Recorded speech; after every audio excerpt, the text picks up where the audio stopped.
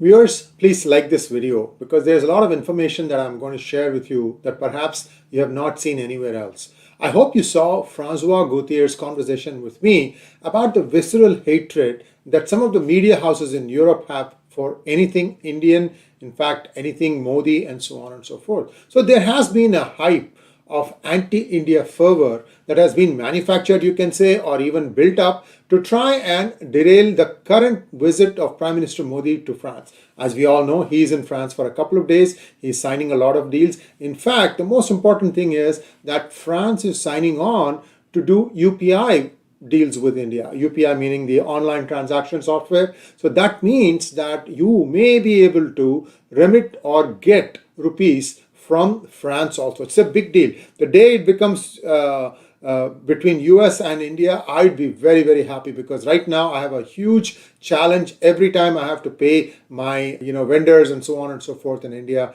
It just, the overheads are just too much. Anyway, that's a topic for a different day. So what really happened now? You remember that the EU Parliament had convened to have an emergency resolution about what is the state of activities in Manipur. You also had Eric Garcetti there taking a visit to Manipur and then giving a press conference from Calcutta saying that if you need our help, we are here to help you. This is America. Garcetti is as progressive a Democrat as it gets. Unfortunately, he should have shed that progressive democratic image when he became the ambassador. But he seems to have not wanted to do that. He continues to take a political interest in what is happening in India. He has gone and met Shah Rukh Khan of all people. I find it very amusing that the ambassador to India from the United States is really wasting his time doing all these things very unambassador-like. So here we go. You have to remember that Shah Rukh Khan was made to wait 4 hours when he had to go and address a meeting in Yale. One wonders why. Maybe Garcetti knows.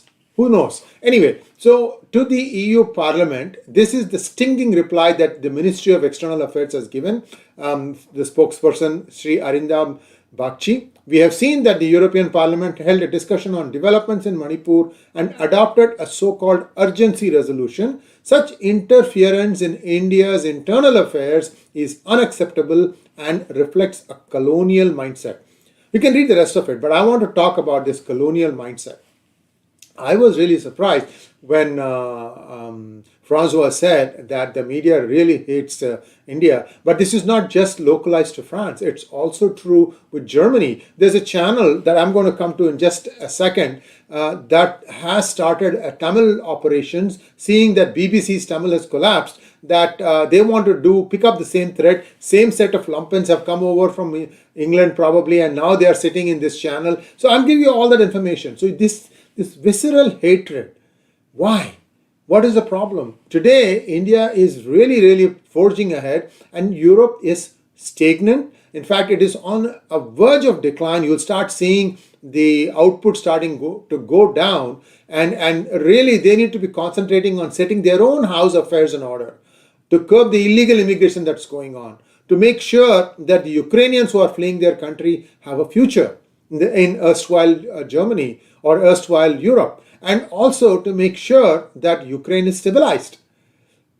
Perhaps even get a ceasefire going and ensure that they can coexist with Russia. There's a big, big boundary with Russia of many countries. So all that is what the EU Parliament should be looking at. Instead, it wants to talk about India and pass a resolution about what is happening in Manipur. You all know what is happening in Manipur. It's a fight between the Meiteis and the Kukis, and that is going to play itself out. We know that the Kukis are getting a lot of help from outside of India, and that needs to be curbed, and it will be curbed. There is no doubt about it. It's been happening for a long time now, nothing new. They just want to foment this thing to try and see if they can somehow destabilize the Modi government. In fact, there are calls for removal of Modi. That's just stretching it a bit too far. Anyway, so here is another person, a luminary who used to work at NDTV. Currently, she has joined France 24. That is, again, another one of those lumpen left channels.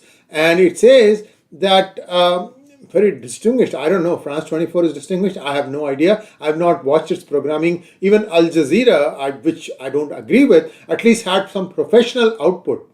They used to give some professional news programming. And of course, they were very anti-India slant. You know what? If 90% of the media is like that, what can we say? Well, it also makes us all the more keen to exist and grow, because that's the main reason why P Gurus is now branched into Hindi and Tamil, because we have the content.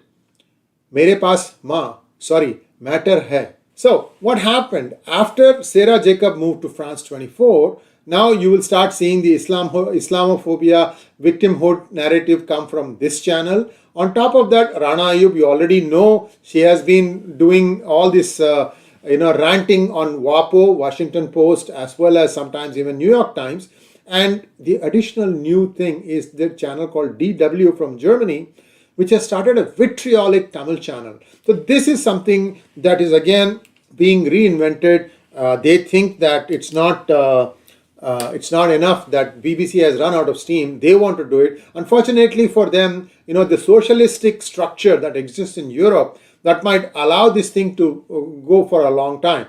Even the illegal immigrants there, they're getting a lot of dole. That means that anybody is going to be coming there. They're going to be spreading a lot of largesse around. It will go on, but it also is a reason for you, the viewer, to come watch our channel.